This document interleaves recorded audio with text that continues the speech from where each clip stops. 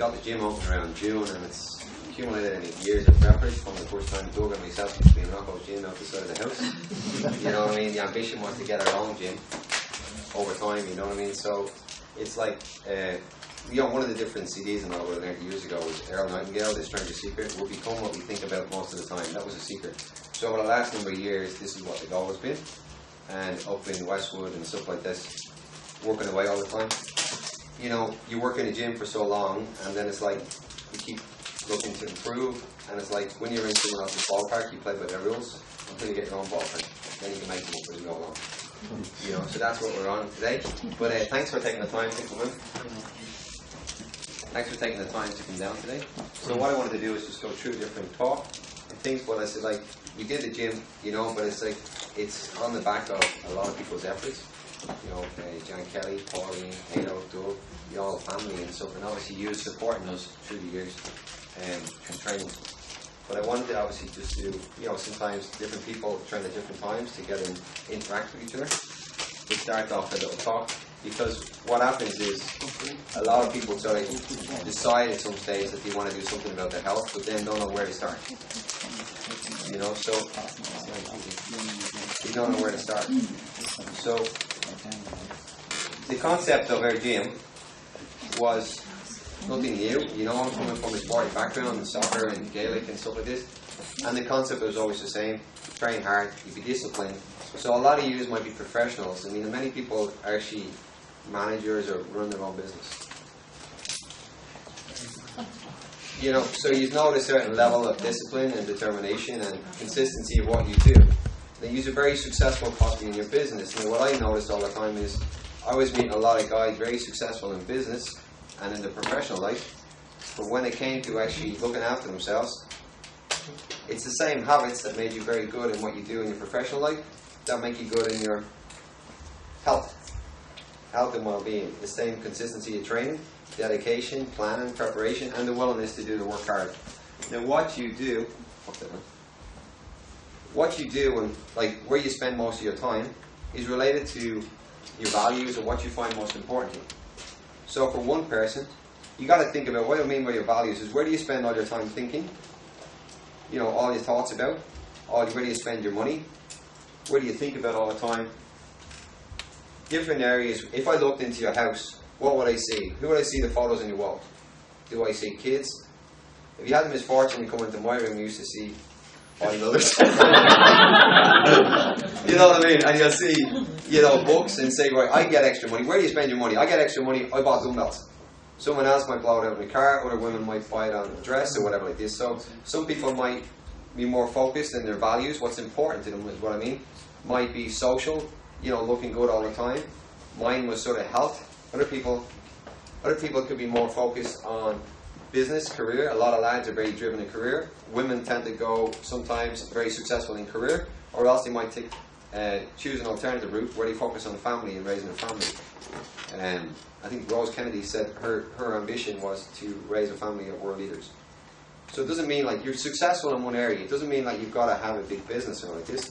But the principles, you'll find that you're very successful in a certain area of life. But it's a matter of applying it to a certain level. So if you look at different areas, now this is just a broad thing I pulled off the web, but you've got different areas of life. So you might look at, you know, career.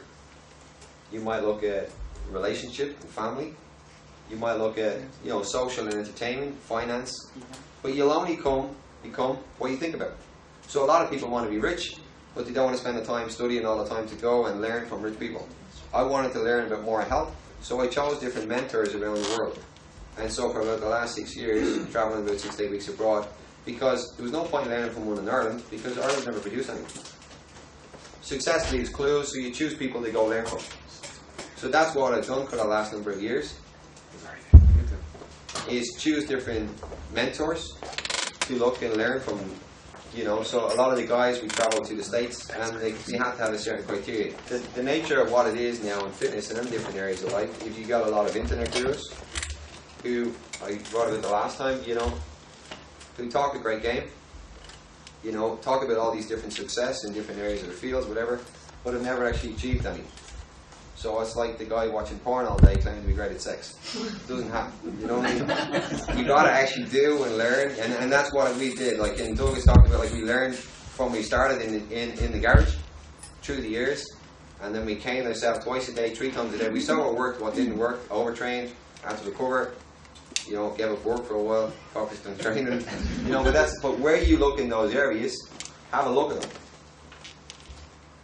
Now, if you're looking at different areas, and you're looking, what would you rate yourself out of 10?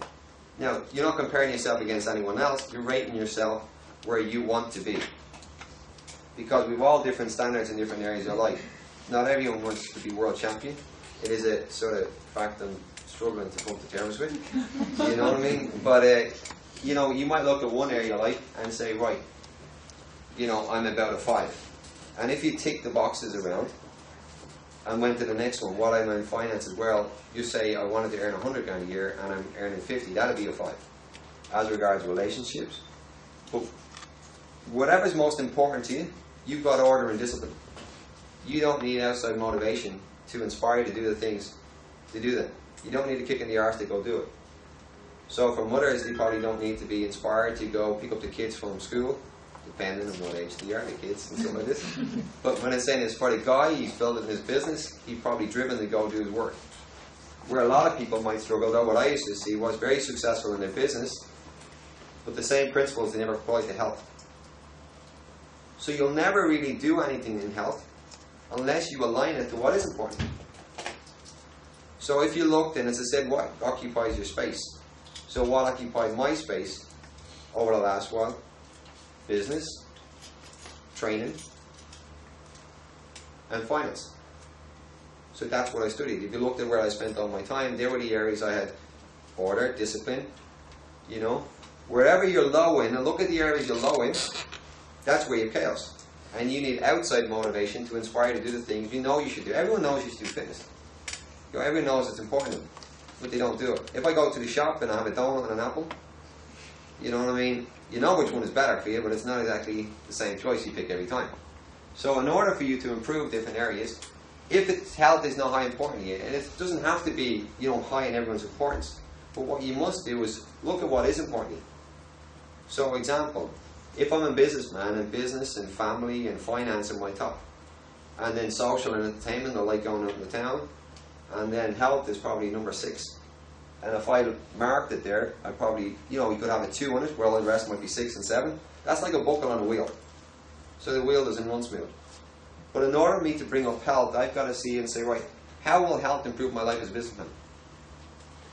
Meaning, if I have more energy to go do, I mean, like, the guy's probably struggling to do sales and stuff like this, but you will have no, people won't be motivated to buy from you if you have no energy. If you're going in and it's down, you're real downbeat. But the more energy you have and the more inspired you have, it's easy to do other things in life. But you must align it. So if social and entertainment is very important for females and shopping and stuff like this, align health and fitness. Well, how much more better? What's the benefits of staying where you were? Because there's always benefits of staying, not training.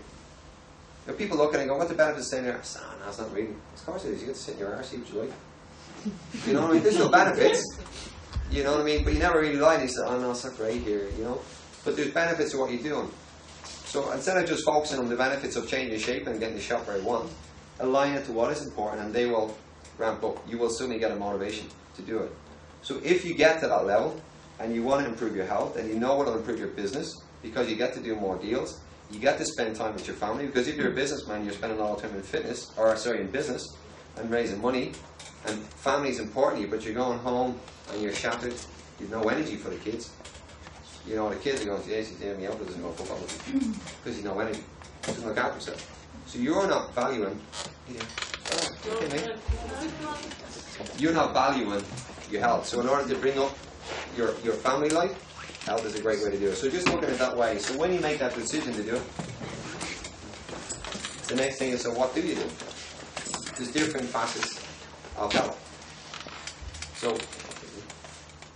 So what we do focus on here is weight training, nutrition, and cardio.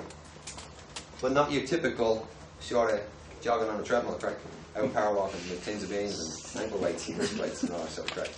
Alright?